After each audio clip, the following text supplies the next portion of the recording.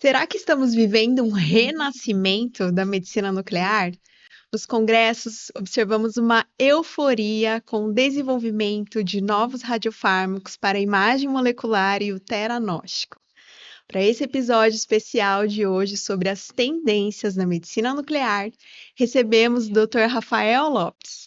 Ele é médico nuclear, cardiologista, ex-presidente da Sociedade Brasileira de Medicina Nuclear e coordenador do Serviço de Medicina Nuclear do HCOR. E é um maratonista, não só nas pistas, mas também no Duolingo.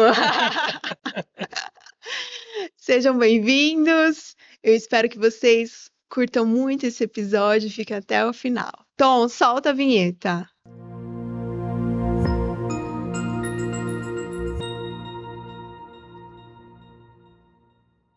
Olá, sejam bem-vindos a mais um episódio do Medical Isotalks, o primeiro podcast dedicado aos bastidores da medicina nuclear. E hoje recebemos uma honra para o Medical Isotalks receber o Dr. Rafael Lopes. Seja muito bem-vindo, doutor. Muito obrigado. Obrigado ao Medical Isotox. O prazer é todo meu, é uma enorme honra estar aqui e a gente poder conversar um pouco disso que acho que entusiasma todos nós, né? Que é aquilo que a gente faz todo dia, que a gente tanto gosta, que é a medicina nuclear, mas principalmente, né? Quais as nossas perspectivas? Eu acho que é sempre difícil falar sobre futuro, mas não tenha dúvida, o futuro de medicina nuclear é brilhante.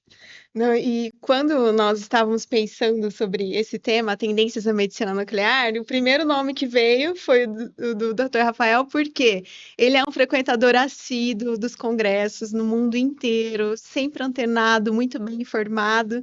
Então, o que você tem observado nos congressos que tem trazido tanta euforia para a medicina nuclear, de inovação? Bom, a gentileza, assim, a gente tenta, né, se manter atualizado, o que é um grande desafio para todos nós. E eu acho que parte disso a gente conta muito com os colegas, porque eu acho que, a despeito dos congressos, a gente sempre tem aquela troca de informação no WhatsApp, um artigo novo, quanta gente compartilha com a gente isso. Eu acho que isso aproxima todos nós. E veja, a quantidade de informação, o volume de informação produzido hoje é enorme. Então, nenhum de nós individualmente tem essa capacidade. Então, quando cada um gosta de um assunto e do outro e compartilha aquilo que vê de interessante, acho que todos nós ganhamos. Agora, assim, nos congressos, o que eu tenho visto, obviamente, acho que, apesar de ter chovendo molhado, mas assim, não tem dúvida que hoje, quando a gente fala em medicina nuclear, a gente está mudando o foco, né, ou até o entendimento do que é ser médico nuclear e do papel da nossa especialidade.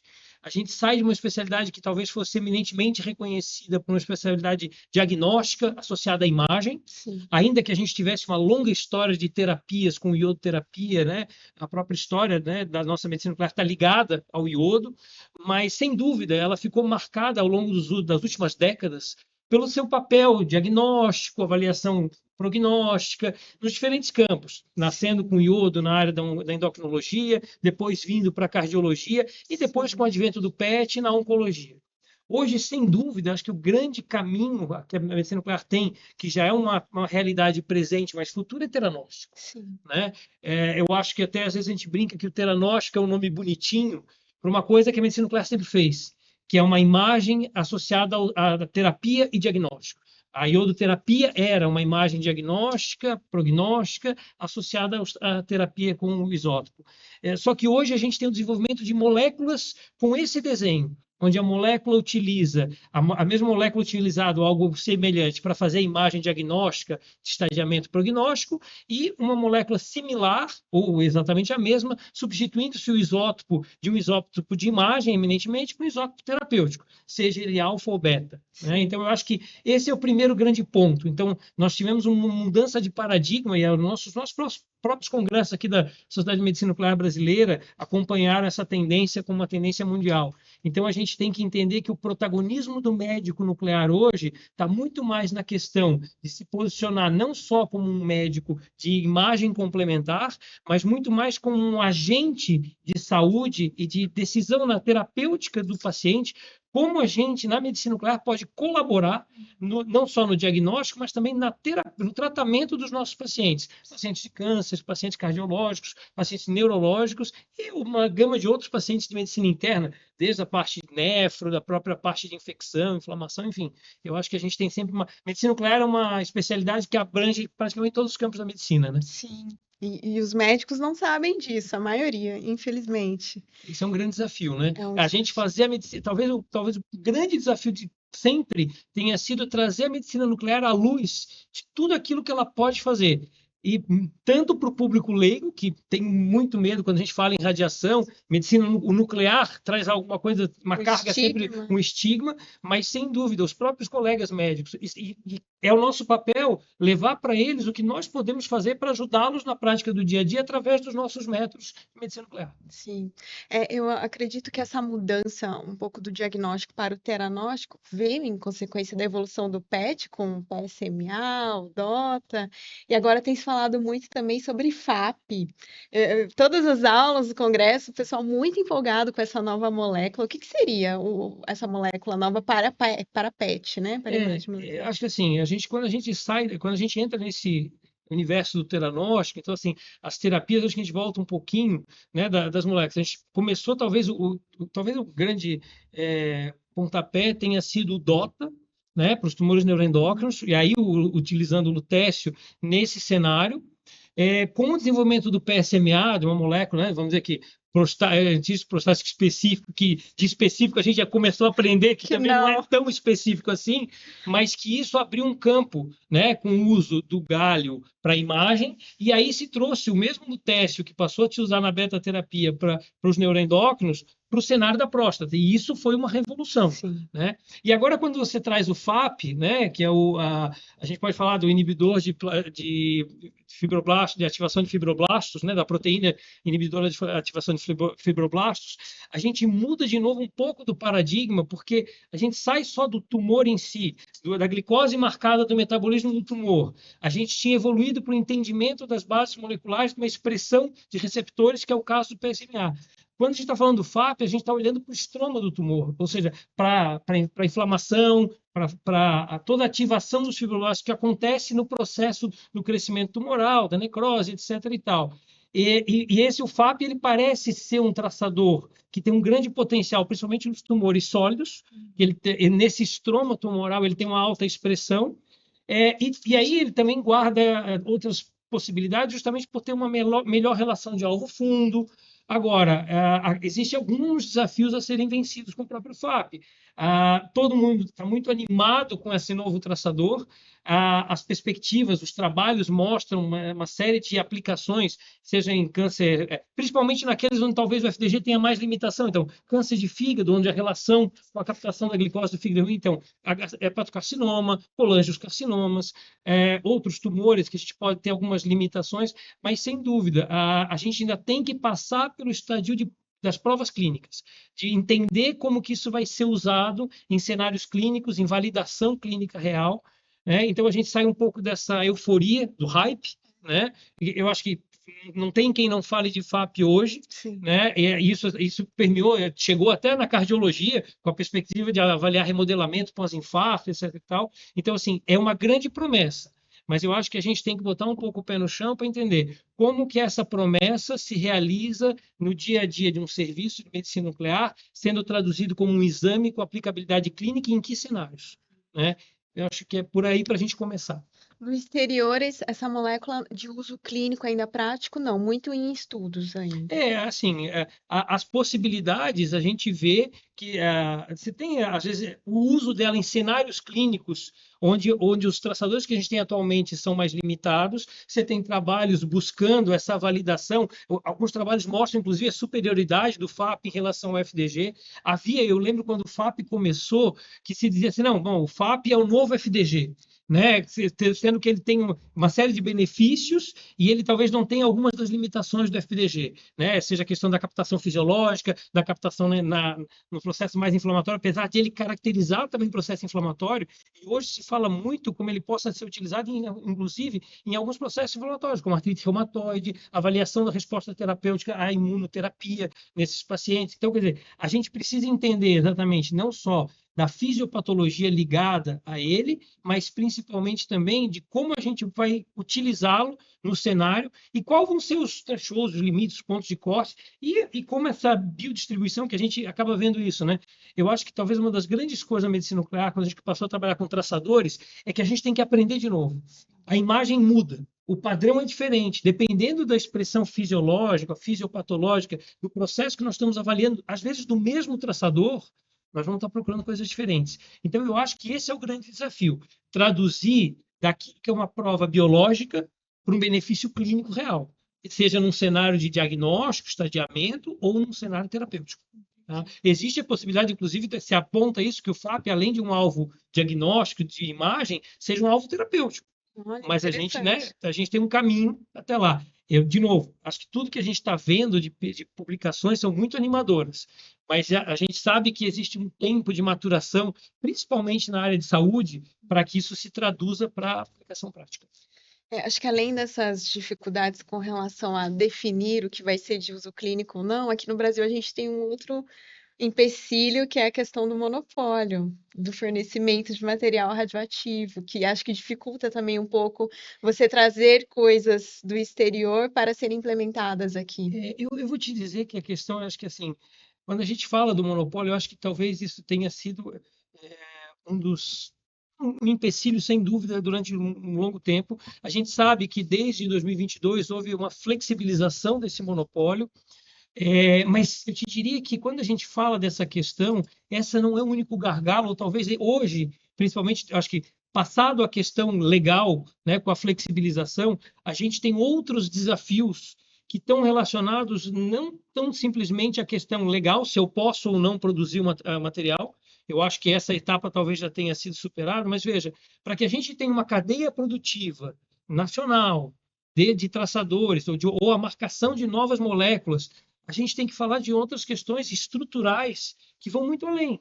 A gente tem que ter um cenário, um arcabouço regulatório transparente, uma segurança jurídica, tudo isso para quem quer. Veja, se eu estou autorizando a iniciativa privada a investir, eu preciso ter um cenário onde isso esteja bem Segurança estabelecido, legal. uma segurança legal, e a gente precisa endereçar, além disso, né, a questão de que, assim, que por mais difícil às vezes que seja tocar nesse assunto, a gente tem que entrar na questão do financiamento da saúde, e aí a gente fala do financiamento especificamente da nossa especialidade. A gente está lidando com alta tecnologia, tecnologia de ponta, e que tem custos elevados, a gente sabe disso. E incorporação de tecnologia na saúde é uma coisa difícil pelos custos envolvidos, mas não tenha dúvida, é uma realidade. Não é porque uma coisa custa caro que ela não tem a sua aplicabilidade, que nós não precisamos fazer ou que é difícil.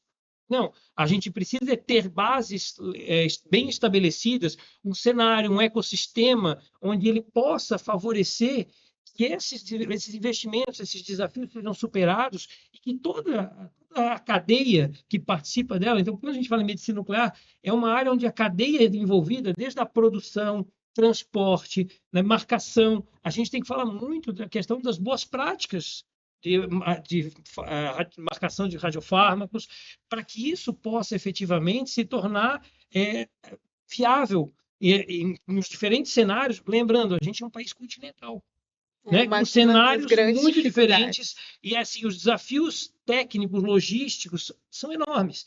Então eu acho que sim, o monopólio talvez já tenha sido um grande empecilho, mas hoje, vencida essa primeira etapa, a gente tem o desafio de implementar na prática, que a gente tenha novos players no mercado, para que a gente possa, juntamente com, veja, a gente teve um papel fundamental de institutos como o próprio IPEM e os outros institutos da CENEM no desenvolvimento de novas moléculas, né? Que hoje são realidade em alguns cenários do Brasil. Mas a gente precisa mais do que só desenvolver algo, fazer que isso seja aplicável no dia a dia. né? Então, assim, aumentar sítios de produção de FDG para que mais centros no Brasil possam fazer PET com glicose. Sim. Antes da gente falar dos novos traçadores. E assim, mesmo, veja, mesmo os outros que a gente está falando, do PSMA, a gente falou tanto, e acho que é o grande hoje, não tenha dúvida que esse é um game changer, né? Ele mudou o jogo na medicina nuclear e no teranóstico atual, mas quando a gente tem PSMA para os pacientes do Sistema Único de Saúde? É. Sabe assim, a não ser em algumas unidades muito limitadas que têm parcerias, desenvolvimento de pesquisa, esse é um desafio que a gente tem. Quando a gente fala em trazer tecnologia, trazer tudo que a medicina nuclear está fazendo de bom, e a gente tem visto nos congressos, está vendo lá fora, o nosso desafio é trazer para o dia a dia que é aplicável para todos os nossos pacientes. Pacientes do Sistema Único de Saúde, pacientes do Sistema da Assistência Privada. O que a gente quer é que o paciente brasileiro tenha acesso a toda a capacidade que a medicina nuclear tem. E isso não se resolve numa simples canetada, né? E eu acho que assim, a Sociedade de Medicina Nuclear tem feito um trabalho enorme, todos os outros parceiros, né? A gente tem inúmeros parceiros de longa data na sociedade e no próprio contexto do país que a gente tem amadurecido também nessa relação de desenvolvimento. E eu acho que isso sim, eu acho que é essa força conjunta que permite com que a gente vá além do monopólio e transforme, talvez, acho que a gente já caminhou. Eu acho que talvez aqui a gente tenha um exemplo de a gente estar podendo discutir isso em outros patamares, mas eu acho que o próximo passo nosso é começar a discutir sinceramente qual é o cenário brasileiro, quais são os gargalos que nós temos para além da questão técnica. Eu não tenho dúvida que nós temos profissionais de excepcional capacidade na radiofarmácia, na física médica, na medicina nuclear, enfim, toda essa cadeia produtiva, sabe? Todos os colegas que trabalham na produção de novos traçadores e dos mesmos traçadores existentes no Brasil. Veja, a gente está tendo dificuldade com o kit. Ainda com todo o cenário, a gente ainda tem essa A dificuldade. gente não está conseguindo fazer o básico bem feito. Isso. Exatamente. Então, assim, o dever de casa é: vamos começar arrumando a casa, vamos começar fazendo isso. E aí eu acho que, sem dúvida, não é porque eu não consegui trabalhar com isso que eu não vou passar para aquilo que eu tenho de mais avançado. Uma coisa não impede a outra. Mas, sem dúvida, a gente vai ter muito mais impacto, e aí até o impacto social. Nós temos que entender, nós como os médicos nucleares e toda a cadeia da medicina nuclear, nós temos uma comunidade de medicina nuclear que nós temos também uma responsabilidade social. A gente tem que desmistificar o nuclear, principalmente a gente fala da nossa parte, da parte de saúde, mas a gente sabe que isso é mais abrangente, a gente teve essa oportunidade dessas trocas com os colegas do setor, eu acho que isso é um componente nosso, mas indo além disso, a gente tem aí papel na oncologia fundamental, e o médico nuclear tem que assumir seu papel como agente de tratamento terapêutico, né? Assim, compartilhar com os colegas do ponto de vista que ele é sim um ator e também pode colaborar muito no manejo do paciente, na decisão de uma terapia. E veja, a medicina nuclear está na ponta da medicina de precisão. Sim. Eu acho que é por aí que a gente tem que caminhar. Sim. E, doutor Rafael, mudando um pouquinho, é evidente o nosso papel na oncologia, mas na cardiologia também a medicina nuclear tem uma longa história. E a cintilografia de perfusão, acho que é um dos exames mais realizados na medicina nuclear convencional, que nós chamamos, mas estamos observando também uma empolgação de tendência com PET cardiológico. O que o senhor tem observado nos congressos, pessoal falando sobre rubídio, essas novas tendências? Então, era assim, eu acho que é assim, a cardiologia, você comentou da perfusão miocárdica. Ano passado a gente fez 50 anos de perfusão miocárdica como uma técnica amplamente estudada, validada e de prática clínica. A perfusão miocárdica é, sem dúvida, o estudo mais utilizado na medicina nuclear convencional no Brasil e em outras partes do mundo. Então, assim, eu acho que, sem dúvida, ela teve um papel grande num dos impulsos que a própria medicina nuclear como um todo teve. Então, agora, quando a gente fala de perfusão miocárdica, quando a gente fala em PET, a gente salta para um outro patamar, principalmente do entendimento da fisiologia cardíaca, da fisiologia coronária. E aí a gente está falando uma coisa que nós estamos em 2026. O guideline que estabeleceu os parâmetros para PET e as medidas de reserva e PET cardíaco é 2016, já tem 10 anos. Nossa. Então, assim, essa já é uma metodologia do ponto de vista, quando a gente fala Estados Unidos e parte da Europa, é uma metodologia consistente, bem estabelecida de uso clínico, né? E, claro, acho que o grande empolgação com a técnica do PET na cardiologia tem sido. Aí, veja, a reserva de fluxo foi validada em 2018, os guidelines de 2018. E depois disso, a gente começou a colher os frutos dos trabalhos, e aí sim, com uma ampla gama de pacientes, utilizando PET com reserva de fluxo para avaliação do paciente. E qual a mudança de paradigma? Eu diria que o PET tem um grande papel nisso na cardiologia, porque até então a gente, durante anos, aprendeu a doença obstrutiva coronária como grande paradigma, e a gente passou a tratar as lesões com grau de obstrução.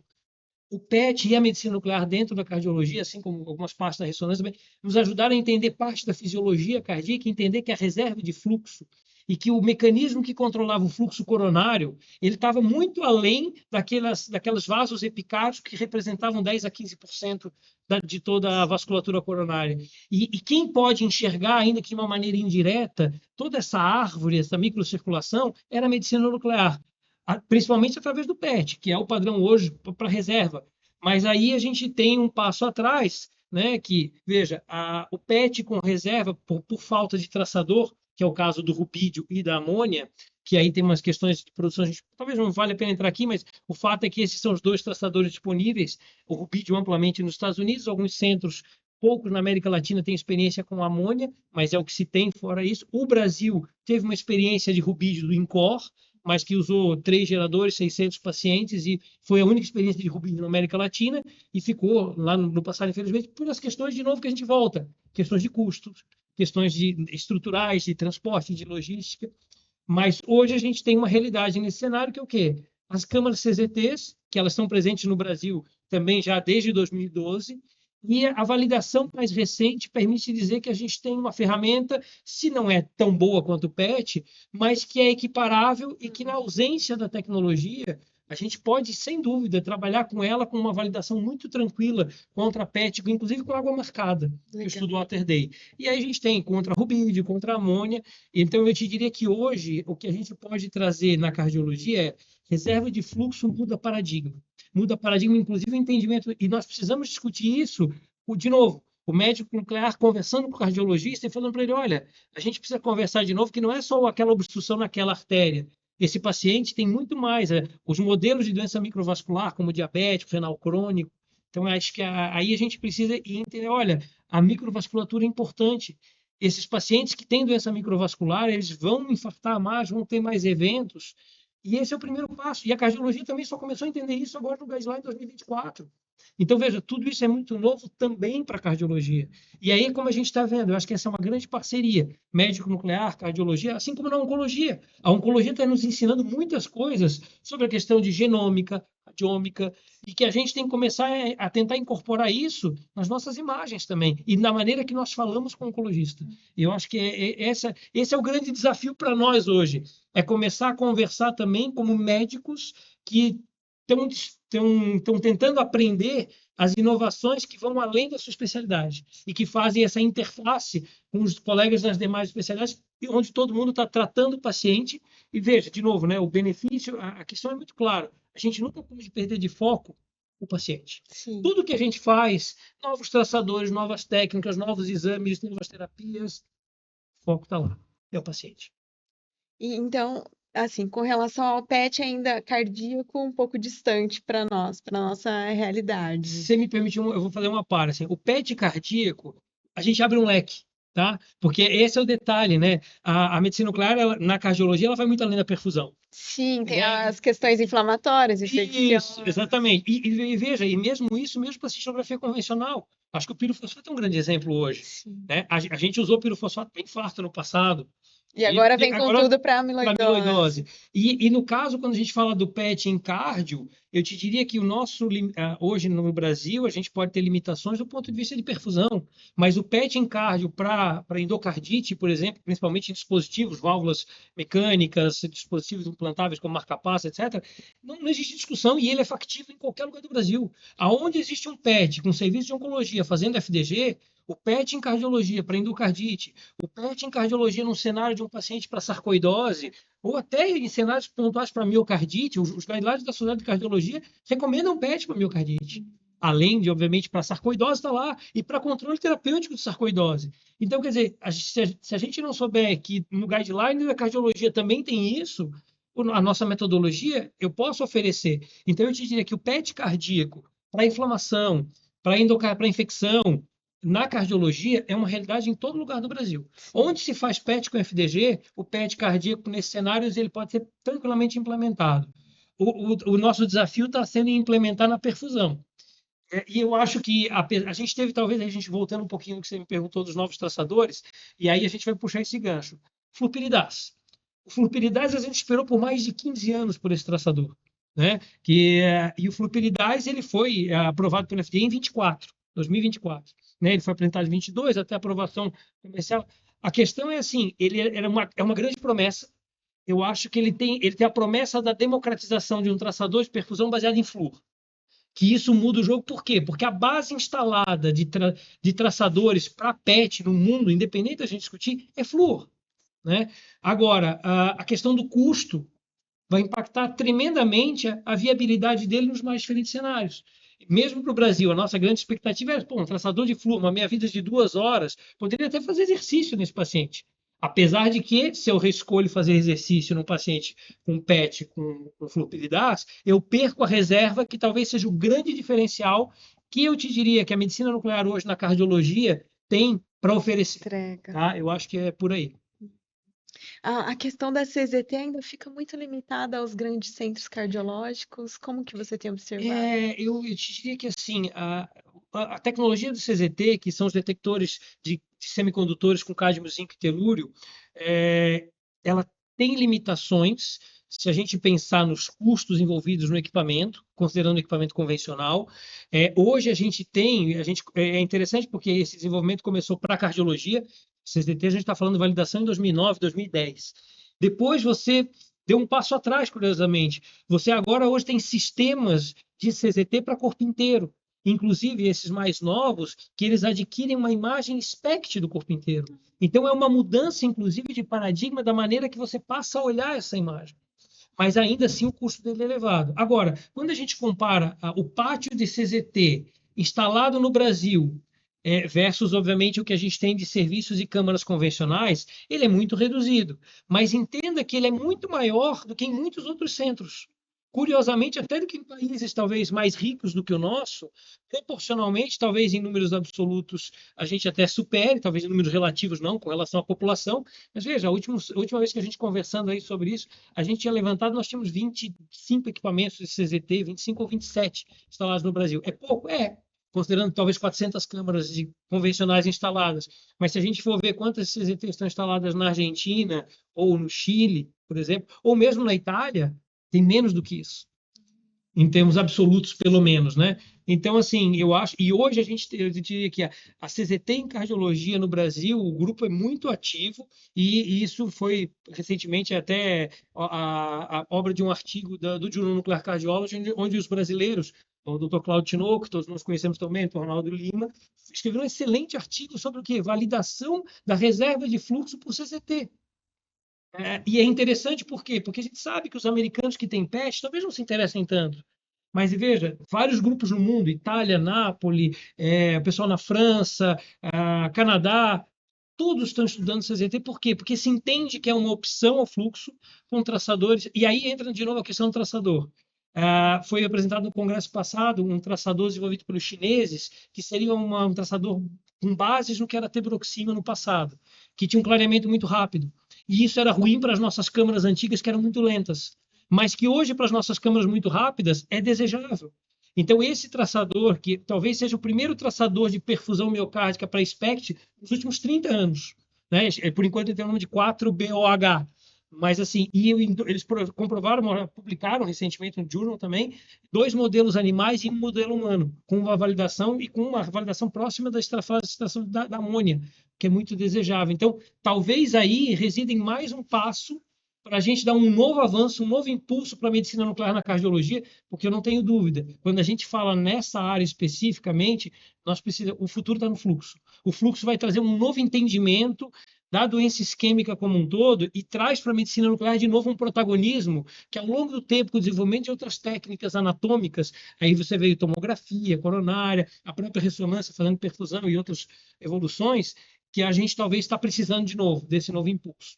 E aí a gente O pode falar doutor falou que não tinha um radiofármaco novo há muitos anos. do ponto de vista de, veja, do ponto de vista de SPECT a gente não tinha, e aí quando a gente fala, a gente comentou do flurpiridaz, que a gente esperou 15 anos por ele, veja, eu tinha uma base de perfusão utilizada com rubi de amônia. Agora, o flurpiridaz, a partir do momento que ele foi aprovado, você tem hoje um número dedicado no Journal Nuclear Cardiology sobre protocolos, a interpretação. A gente, de novo, aquilo que eu falei, toda vez que tem um traçador novo, a gente às vezes tem que reaprender, porque o padrão muda. E o flurpiridaz mudou o padrão, inclusive da perfusão no PET, porque a fração de extração dele é muito maior que a da amônia. Isso é desejável, que a gente quer o traçador ideal é água marcada. Ele está muito mais próximo. E aí a sensibilidade do método melhora e aquilo que a gente valoriza também muda. Inclusive, a discussão é hoje. Não, tá bom, eu não consigo. A reserva de fluxo para flupilidade não funciona? Já me perguntaram. Não, ela funciona. O problema é que eu ainda não tenho quais são os parâmetros de normalidade dela. Está sendo validado agora, eu acho que o Marcelo de Carne, o pessoal deve publicar isso recentemente, mas a gente já tinha isso muito bem estabelecido para rubide e para amônia, e não é simplesmente eu extrapolar os mesmos números. Porque se eu tenho um traçador com uma dinâmica diferente, biológica, tenho que revalidar isso. E isso é válido, de novo, a gente aprendeu assim no PSMA e o PSMA de novo. Quando eu estou olhando o PSMA flúor, é diferente do PSMA galho. Então, e aí, talvez isso seja uma coisa interessante para a gente comentar. Medicina nuclear, no início, talvez um dos grandes erros mais comuns é achar que os nossos traçadores são contrastes. Sim. Né? Veja, a questão do contraste ela tem um comportamento único na radiologia de modo geral. Na medicina nuclear, a ideia é completamente diferente. Eu acho que a gente pode explorar um pouquinho isso. Sim. Não, pode aprofundar nessa questão, porque realmente eu acho que é uma confusão principalmente dos pacientes. Eles chegam com esse conceito do contraste iodado ou da ressonância magnética e acham que é a mesma coisa na medicina nuclear. Uma coisa que eu digo muito, eu sempre falo às vezes até para os residentes quando passam para a gente, eu digo assim, medicina tem umas questões de princípios do método que a gente é importante, porque assim, medicina nuclear é uma especialidade evidentemente fisiológica, funcional. Diferente da radiologia e outras que são anatômicas, né, estruturais, como a gente costuma dizer. Qual é a diferença? O método da radiologia, de modo geral, seja a tomografia ou a ressonância, eles são métodos que têm uma alta resolução espacial, por natureza, têm imagens belíssimas, mas eles têm uma baixa taxa de contraste. Por isso, eles precisam usar o quê? Um meio de contraste. A medicina nuclear é justamente o contrário. Por natureza, é uma área onde a gente nasceu para fazer quantificação, porque a nossa taxa de contraste é excepcional. Isso faz com que, às vezes, eu não tenha a mesma resolução de imagem, mas isso faz com que ela tenha nascido para quantificação. E aí é o outro ponto de entender. Se eu tenho uma taxa de contraste muito boa, o segundo ponto é entender o que eu estou vendo. Eu gosto muito do Dr. Celso Dario, que sempre usa essa analogia. Em medicina nuclear, em última instância, eu estou fazendo imagem de uma única molécula. Eu marco aquela molécula com isótopo e eu vou ver como ela se distribui. Se for um MDP, eu estou vendo ela se distribuir no osso. Se for um cistamíbio, eu vou olhar ela no coração. Enfim, e no PET, a mesma coisa. Eu estou vendo a biodistribuição da glicose marcada. Então, eu estou vendo o metabolismo glicolítico. E quando eu estou olhando para o PSMA, eu não estou olhando para o metabolismo nenhum. Eu estou olhando para a expressão de membrana de receptor. Então, eu estou olhando para um outro fenômeno. Então, essa que acho que é a grande, eu acho que o grande pulo do gato na medicina nuclear. A gente tem que ter uma versatilidade, o médico nuclear tem que ser extremamente versátil para pular de um lado para o outro e entender que mesmo olhando para um PET, se ele está olhando para um PET FDG e se ele está olhando para um PET DOTA ou para um PET PSMA, ele está vendo coisas diferentes, expressão de receptor de somatostatina, expressão de receptor prostático específico, de membrana prostático específico, metabolismo. E aí, quando eu estou olhando para o FAP, o que eu estou olhando? Não, eu já estou olhando para fibroblasto, para processo cicatricial, inflamatório que está acontecendo ali naquele estroma tumoral. Opa, não é a mesma coisa. Eu acho que isso e aí, quando a gente fala isso, talvez até para o paciente a gente extrapolou um pouquinho, mas ele entender que, veja, medicina nuclear dá uma possibilidade de, com o mesmo método, ver uma gama enorme de diferentes de coisas. E talvez, assim, quando a gente olha para neuro, né, hoje se fala muito na possibilidade de caracterizar as doenças de outra maneira. Quando eu estou vendo só o metabolismo cerebral de glicose, é uma coisa. Quando eu estou olhando para o PET amiloide ou para o PET tal, eu estou olhando outros espectros daquela doença. Então, o mesmo paciente pode ter os 3 exames para caracterizar o paciente de uma maneira totalmente diferente. Eu acho que a imagem, o grande papel da medicina nuclear na imagem é esse. E aí você tem que extrapolar esse conhecimento que você tirou da imagem para terapia. Sim. Porque aí é que a gente veja. Esse é o grande diferencial para a terapia. Exatamente, exatamente. Eu acho que aí a gente entra para o próximo passo, que é entrar no teranóstico com essas novas moléculas e como que a gente impacta. Veja, eu acho que o exemplo do PSMA é o maior de todos. E o PSMA é só talvez o primeiro de tudo que a gente vai ver por aí. Mas veja, ele precisou de tempo, né? A gente precisou de validação clínica, precisou dos grandes estudos, né? Até os grandes estudos, o PSMA tinha outros concorrentes, né? Fluciclovina, a própria colina, né? Então, enfim, colina não, perdão, a gente tinha outras opções, inclusive a próstata FDG nunca foi uma opção, né? Sim. Mas aí é aquela história, de repente eu tenho algo bom e surge algo muito melhor, legal, mas eu preciso provar. Sim. E, doutor Rafael, para a gente finalizar o bloco da cardiologia, também tem se falado muito sobre a amiloidose cardíaca, o uso da cintilografia. Tem observado alguma mudança, alguma nova opção nesse cenário? Assim, eu acho que quando a gente fala do uso dos traçadores ósseos, né, baseado, né, basicamente pirofosfato ou DPD, no caso da Europa, mas esses traçadores, ou HMDP também seria uma opção, não o MDP nosso, mas porque a gente sabe que é uma opção. E veja, os próprios americanos estão sofrendo com falta de pirofosfato. Hoje uma opção lá é usar HMDP. Ah, Então, assim, interessante. veja que não, os problemas que nós passamos também acontecem, né? Assim, mas, independente disso, não tem dúvida que o papel da medicina nuclear hoje, no cenário da amiloidose, principalmente quando a gente está falando da amiloidose e a TTR, né? Eu acho que a gente tem que pensar o seguinte: hoje, qual que é o grande diferencial que a gente tem entre medicina nuclear na amiloidose e eco e ressonância? Os primeiros exames que vão avaliar um paciente com suspeita de amiloidose são o eco, para levantar a suspeita, além de todos aqueles red flags clínicos, e a ressonância, que vai trazer dados para a gente. Mas o que esses exames não trazem? A capacidade de diferenciar o tipo da amiloidose em AL e a TTR. E isso acaba sendo fundamental, porque a gente sabe que a AL hoje é uma emergência hematológica. Mas mais do que isso, Mayara, o grande drive, e aí isso funciona para cardio, funciona para próstata, tem tratamento. Então, quando você tem uma droga que pode tratar a amiloidose AL ou outras drogas que podem estabilizar e tratar a amiloidose ATTR, eu tenho o que fazer com esse paciente.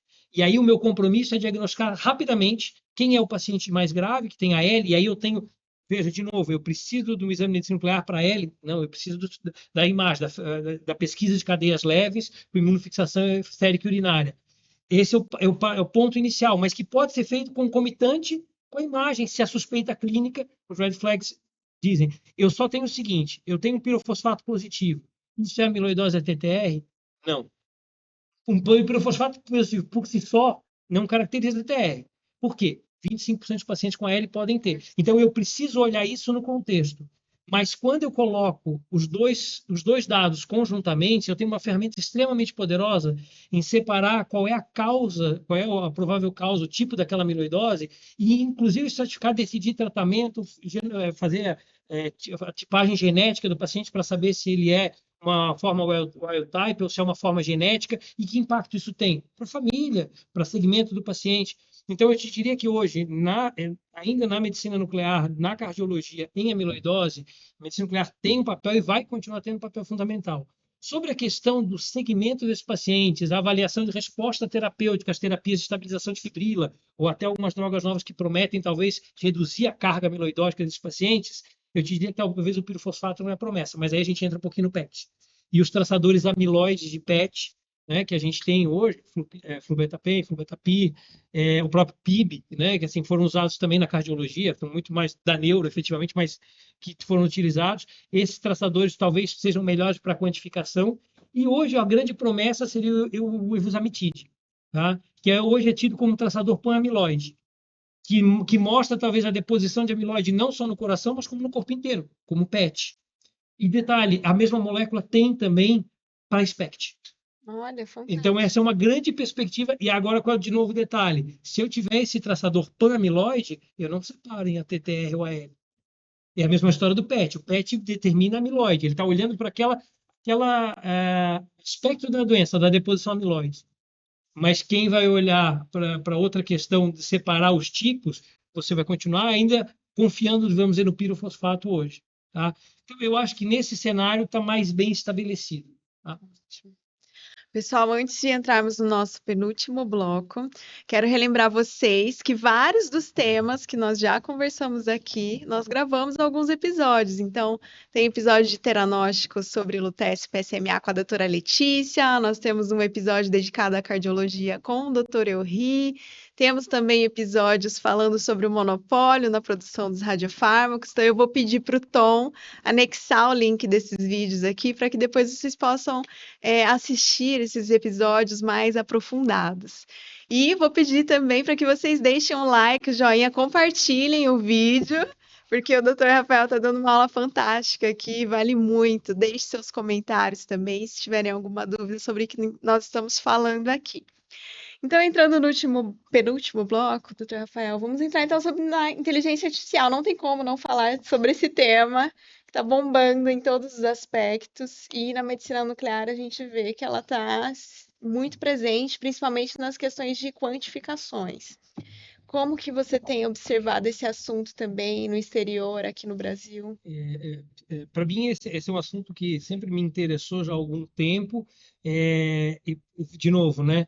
Inteligência artificial efetivamente não foi algo novo, né? Mas o entusiasmo, o hype com ela veio com esses modelos de linguagem, né? Os LLMs.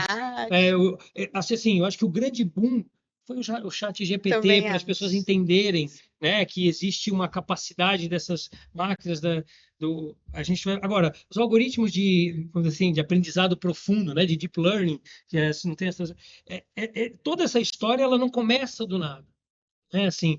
Agora, a capacidade, sem dúvida, dessas ferramentas, eu diria, ela aumentou de modo exponencial.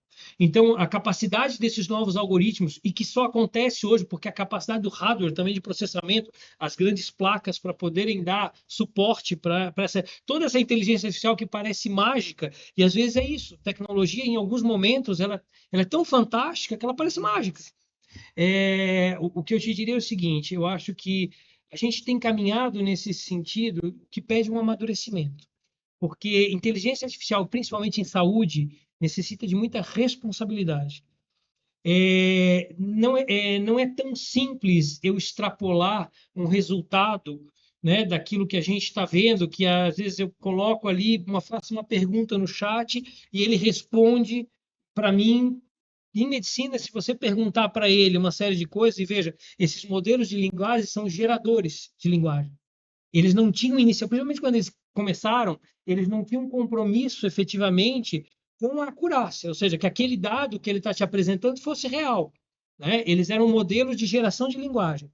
O que a gente evoluiu depois disso, é que eu acho que tem que entender, é que assim, essas ferramentas que têm uma capacidade enorme de juntar dados e de concatenar esses dados, de te apresentar alguma coisa baseado nesses dados, elas começaram a evoluir para uma curadoria desses dados.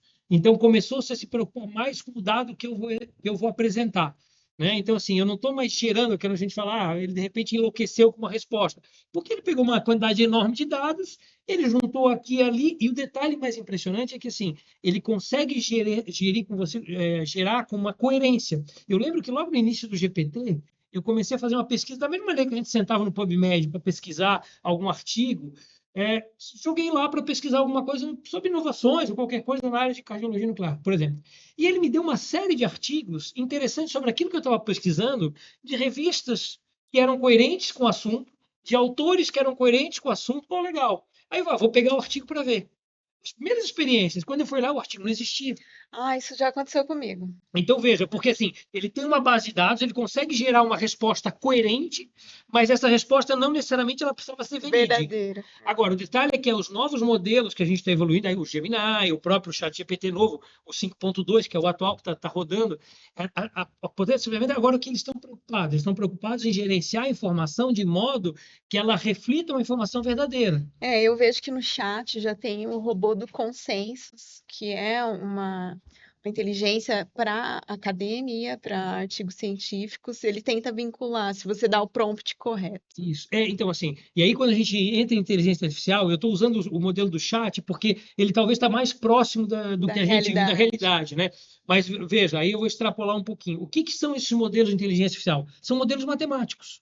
A inteligência artificial nada mais é do que uma evolução do que a gente tinha dos nossos modelos estatísticos, só com uma capacidade de dados infinitamente maior. Veja, o número de linhas que o Excel podia ter era 10 milhões de linhas. Quando você fala de uma linguagem Python para você avaliar hoje os bancos de dados, eu estou falando de bilhões de dados. A capacidade e essa capacidade cresceu absurdamente. E aí é isso. Então, hoje a gente tem uma capacidade de lidar com uma quantidade de dados muito maior. O problema em saúde, Mara, é que é o seguinte: eu preciso de dados acurados, eu preciso de dados verídicos. Então, assim, eu tenho que fornecer para aquele sistema, para aquele algoritmo, eu vou ter que ensiná-lo para que ele aprenda e o resultado que ele vai me dar seja coerente com aquilo que a gente treinou. Então, quando a gente fala de ciência de dados, há uma coisa bonita, cientistas de dados. É um trabalho extremamente árduo de limpeza de dados, curadoria de dados, para que em ciência de dados, inteligência artificial, hoje tem uma máxima que existe há muito tempo, garbage in, garbage out, quer dizer, ou seja, quando eu forneço um dado que não tem qualidade, a resposta que eu vou ter não tem qualidade. Da mesma maneira que se eu colocar um prompt que não tiver adequado e não refinar exatamente aquilo que eu quero, a minha resposta vai ser muito aquém do que eu gostaria. E por que eu estou fazendo esse ponto? Porque quando a gente vai para a medicina nuclear, vamos lá, nós estamos aplicando algoritmos à matemática, à reconstrução, à recuperação de ruído, né? Tudo isso é utilizado dentro da física. Veja, em medicina nuclear a gente usa isso há muito tempo. Só que qual que é a diferença agora? A capacidade dessas ferramentas aumentou de uma maneira exponencial. A capacidade de recuperar, de processar, de fazer processamentos matemáticos aumentou muito.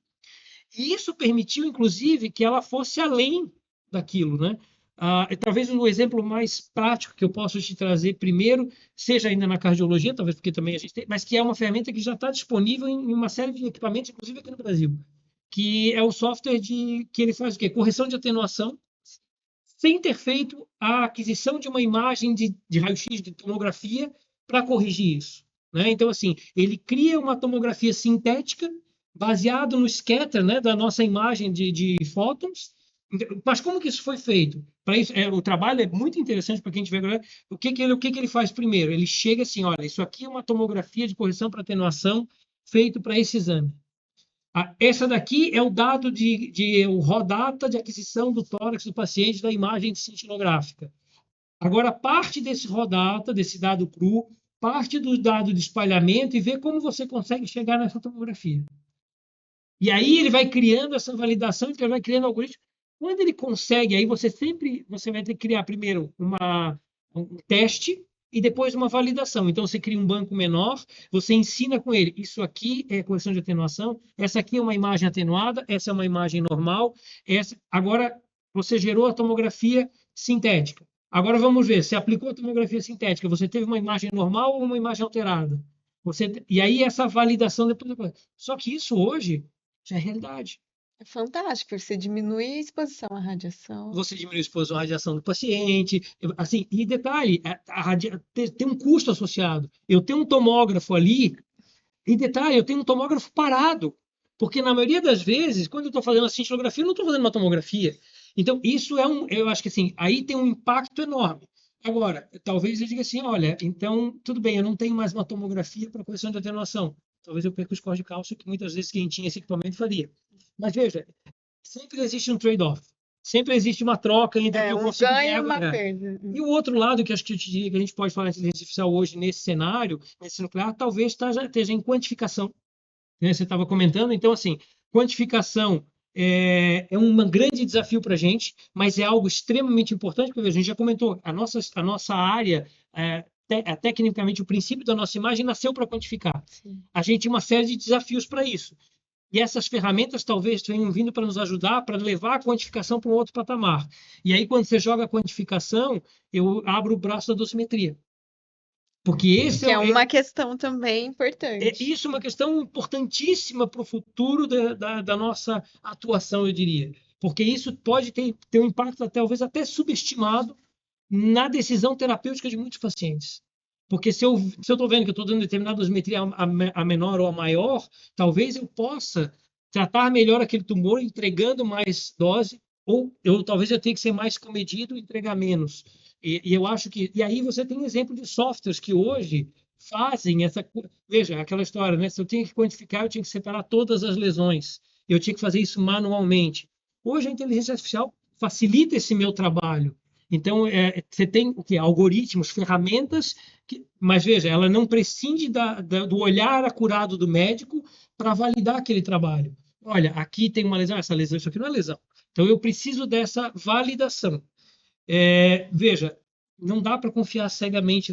Eu acho que a questão de, quando a gente fala em inteligência artificial, e principalmente na área de saúde, eu tenho que, eu tenho que ter um racional, mas mais do que um racional, eu tenho que ter uma explicabilidade. E a explicabilidade que eu te diria para ferramentas de inteligência artificial na área médica, de modo geral, porque muitas vezes, principalmente na imagem, na medicina nuclear e na radiologia, você está trazendo um insight sobre diagnóstico, condutas terapêuticas baseadas naquilo que ela está te fornecendo. Então, ali a explicabilidade é fundamental, porque eu, como médico, para ter confiança, para acreditar naquilo que ele está me dando, porque eu vou chancelar aquilo, eu tenho que entender como é que ele chegou naquilo. Então, eu acho que o grande papel da gente entender, a gente não pode aceitar a inteligência artificial como uma caixinha fechada, né?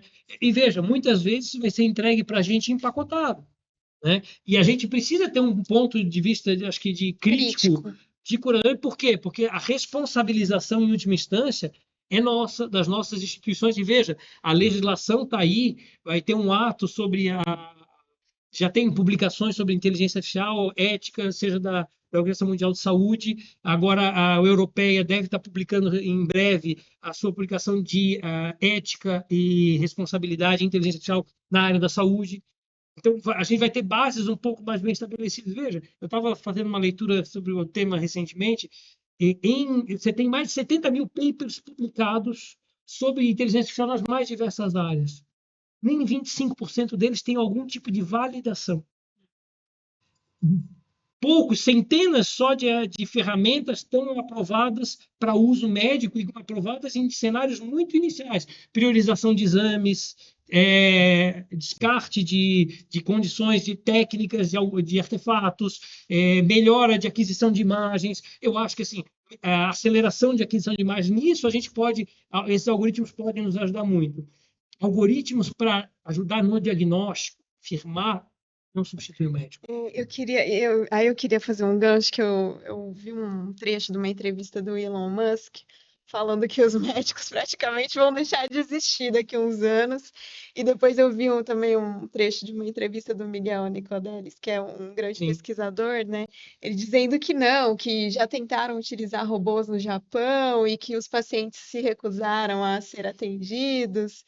E aí na China agora tem o desenvolvimento daquelas cabines, não sei se você viu uma notícia, Sim, né? sim. E você acha que a inteligência artificial vai comprometer o papel do médico nuclear? Veja, eu acho essa pergunta, obviamente, ela é recorrente e naturalmente, porque assim a gente viu, veja, tem tantos cenários de que a tecnologia hoje suplantou uma série de coisas, né? A gente usa e-mail hoje, quase ninguém mais escreve carta. Está tudo bem. Eu posso escolher ainda escrever uma carta, mas não é por isso que nós vamos mudar a ferramenta. Então, assim, tem determinadas coisas que a gente não deve lutar contra os avanços. Quando a energia elétrica surgiu, as pessoas diziam que você ia morrer eletrocutado. Mas não é por isso que as pessoas continuavam usando lampião a gás. Então, assim, a questão do médico, o fundamental, seja na medicina nuclear ou em qualquer área da saúde, eu acho que a gente tem que saber navegar nessas evoluções. A gente tem que, veja, Saber usar. saber usar, talvez de novo é a história do Darwin. Não sobrevive o melhor, o mais forte, mas o mais adaptável. Então a gente tem que se adaptar e particularmente a gente está vendo algumas gerações que estão se acostumando a se adaptar. Eu sou uma geração que saiu do analógico completo para viver o digital, né? As gerações que estão nascendo agora não vão ter essa vivência, mas e está tudo bem, elas vão ter outros desafios. Mas nós, como médicos, veja, isso é curioso, a gente tem que se questionar também por quê? Porque nós temos uma série de avanços fantásticos nas mais diversas áreas, e na medicina não é diferente, aplicando todas as questões tecnológicas, e a inteligência artificial é uma delas, mas isso não quer dizer que o médico ficou obsoleto. mas ele precisa estar pronto para usar essa ferramenta, né? O estetoscópio foi criado há mais de 100 anos. Talvez no início tinha um monte de gente que usava o pinazinho e falava, eu não vou trocar para esse negócio. A gente aprendeu a evoluir, a gente aprendeu a lavar a mão. Né? Assim, veja, até então ninguém nem se preocupava com isso. Então, eu acho que sim. E aí eu vou ser redundante naquela frase que várias pessoas falam assim, não, o médico não vai ser substituído pela inteligência artificial. Mas o médico que não souber usar, que não se adaptar, vai ser substituído por aqueles que vão estar entendendo e vão saber navegar nisso. Né? E detalhe, você precisa conhecer disso. E aí, de novo, a gente precisa entender um pouquinho disso para, mais do que só navegar e aceitar, talvez ser aquele que vai estar capitaneando essa mudança.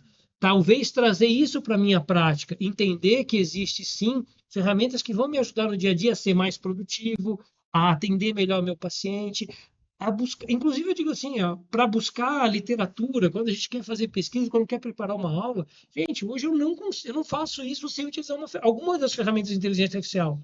Então, assim, e tá tudo bem, ela me ajuda muito, eu consigo produzir mais, preparar muito mais material, talvez está até mais atualizado. Agora, de novo, eu vou precisar checar aquilo que eles estão me fornecendo, eu uso aquela, como você falou, uma das grandes bases tem o Open Evidence, que é uma base curada de dados, o próprio GPT tem o Scholar. Então, assim, você tem bases que já foram desenhadas para isso, e isso varia para vários cenários.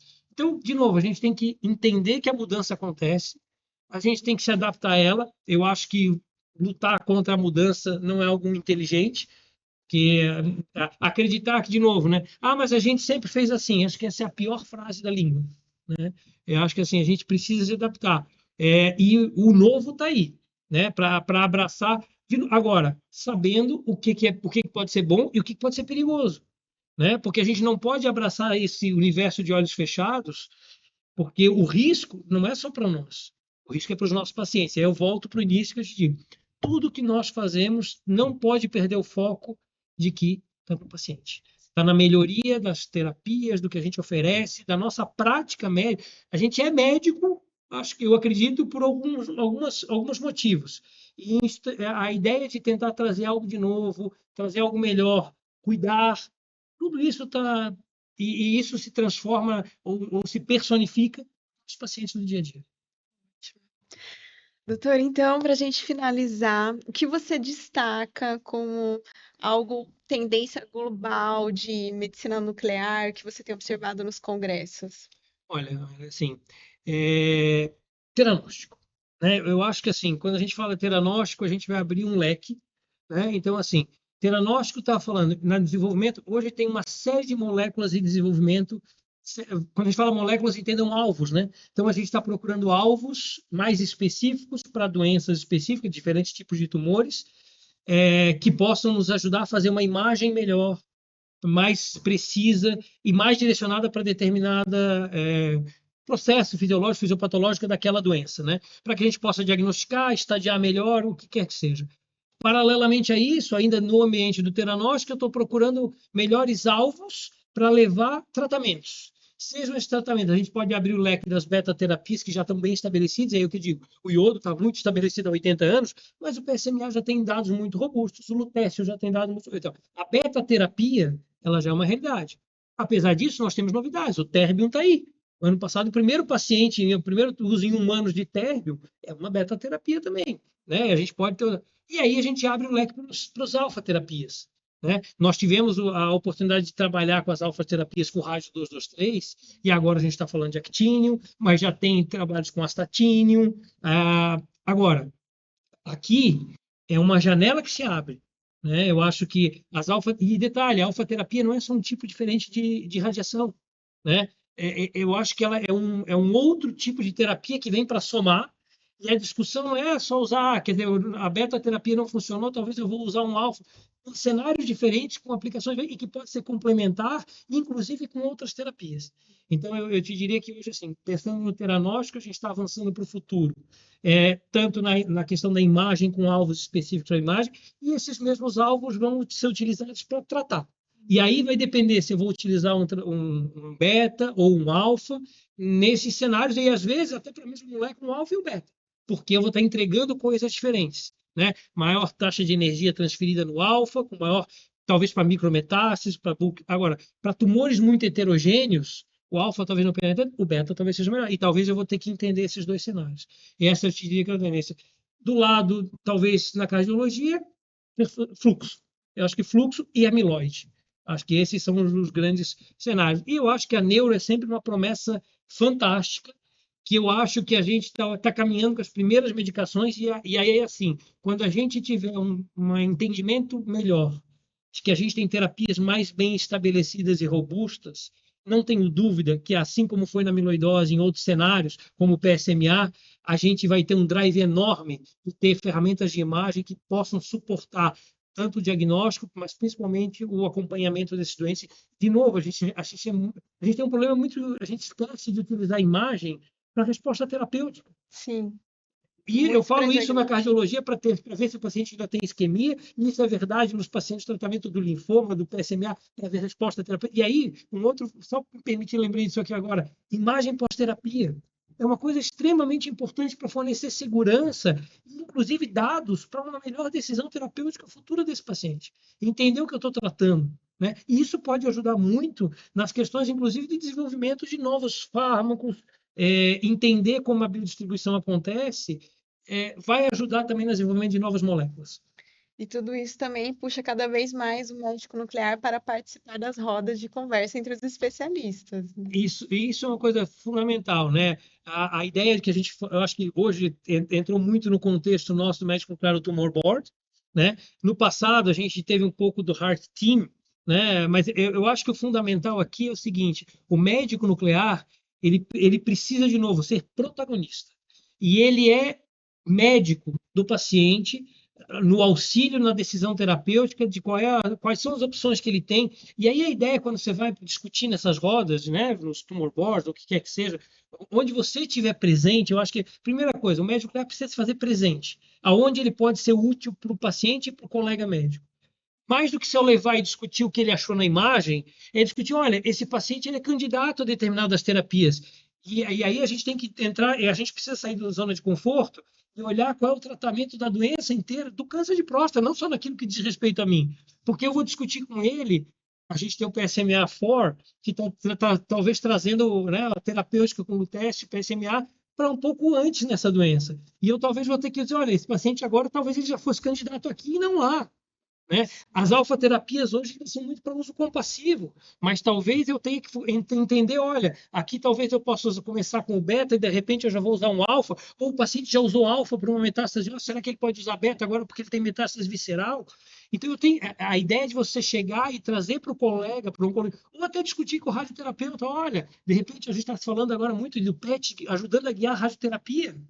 Né? Ou então, olha, então de repente aqui eu posso fazer abordagem, ou com ítrio, por exemplo, nesse paciente, que de repente eu vou abordar uma lesão hepática com ítrio, com uma radioembolização, e a outra lesão eu vou poder fazer uma cirurgia, que talvez determinada seja inópia. Então, de novo, o médico nuclear ele está lá para ser um consultor, né? Discutir a questão, o caso do paciente como um todo, e para isso ele vai ter que se envolver. Eu acho que esse é o nosso desafio. Doutor Rafael, para quem está começando na medicina nuclear, que orientação você gostaria de deixar para os futuros médicos residentes ou que estão terminando a residência de medicina nuclear? O mês que vem, né, em março, temos a prova de título de especialista. Olha, eu diria assim, para quem está começando nesse universo, assim, primeiro, o fundamental é fazer o que gosta. E assim, entender uma área que faça sentido para você. A medicina nuclear é tão vasta que você tem a opção, veja, a gente faz um pouco de tudo, mas eu tenho a capacidade também de me dedicar a determinadas coisas que vão me ajudar não só a aprofundar meu conhecimento, mas talvez ajudar os meus colegas, porque talvez eles não gostem tanto daquilo. E aí cada um vai entendendo um pouco melhor de uma área e ajuda os outros. Então, eu acho que a medicina nuclear hoje abre possibilidades. De novo, eu não quero trabalhar com terapia, também ok. Veja, a medicina nuclear te permite isso. Eu quero trabalhar com imagem, é uma decisão sua. Mas veja que eu acho que cabe às residências mostrar para os novos médicos quais são as opções que eles têm, de novo, né, naquilo que a medicina nuclear tem de melhor, que é oferecer informações sobre diagnóstico, prognóstico e tratamento. Então, eu diria para assim, quem quer hoje começar a medicina nuclear tem que estudar quantificação, tem que, se possível, dosimetria, entender de radioproteção, porque uma coisa que a gente tem que entender com medicina nuclear inegociável é segurança, né? Então, e veja, você pode muito bem também transacionar para outras áreas dentro da medicina nuclear. Por que não trabalhar com a área de segurança? Por que não trabalhar com a área de produção? Por que não trabalhar com pesquisa científica, desenvolvimento de novos fármacos, validação clínica em trials? Veja, tudo isso é necessário nesse universo. Então, ele pode ser um médico nuclear que vai trabalhar com pesquisa, com trials. Talvez ele não vá trabalhar na rotina clínica de uma clínica diária, né? Então, assim, talvez ele não vá trabalhar com PET. A gente também não pode esquecer isso. Nem todo serviço num país como o nosso, vai ter PET. Ah, mas eu quero fazer PET. Então, você vai ter que saber que você vai trabalhar em determinados centros. O seu mercado também muda. Então, a gente tem que discutir isso também, entender que nós estamos formando médicos profissionais. E quando você fala disso, você também tem que falar com eles qual é o mercado de trabalho que eles têm, né? Nesse sentido. Então, o que que eu posso oferecer para você? Essa é uma questão muito comum nas redes sociais. A questão do mercado de trabalho, acho que você deu um belo exemplo das opções. A história é que assim, a medicina nuclear, talvez por ser pouco conhecida, e dentro da própria medicina, e isso, veja, a gente tem um grande desafio, sempre teve na medicina nuclear, de falar para ela, para os colegas médicos, imagina para o estudante de medicina, chegar para eles e dizer, olha, você pode fazer medicina nuclear direto quando você se formar, mas eu nunca vi medicina nuclear durante a minha faculdade inteira. Eu canso de perguntar isso para os residentes e eles normalmente não viram. E assim, de novo, a gente tem que também chegar para os estudantes e dizer, olha, isso aqui é legal, isso aqui... eu sempre digo que o melhor exemplo para isso é mostrar aquilo que a gente faz, né? O que a gente que a gente gosta, tal. Eu gosto disso. Eu me dediquei nos últimos 20 anos, mais ou menos 25, quase à cardiologia. Mas hoje eu comecei uma jornada nova para teranóstico. Estou aprendendo. E eu estou aprendendo com colegas que estão ao meu lado há muito tempo e que sabem muito. E isso é um grande prazer, de novo, poder sentar do outro lado e dizer assim, pô, legal, cara. Caramba, isso é diferente. Eu acho que assim, a gente tem sempre a capacidade de aprender coisas novas. Então, assim, escolha alguma coisa que você goste de fazer. A medicina nuclear te oferece várias possibilidades, né? E siga em frente. Vai até o final. Ótimo.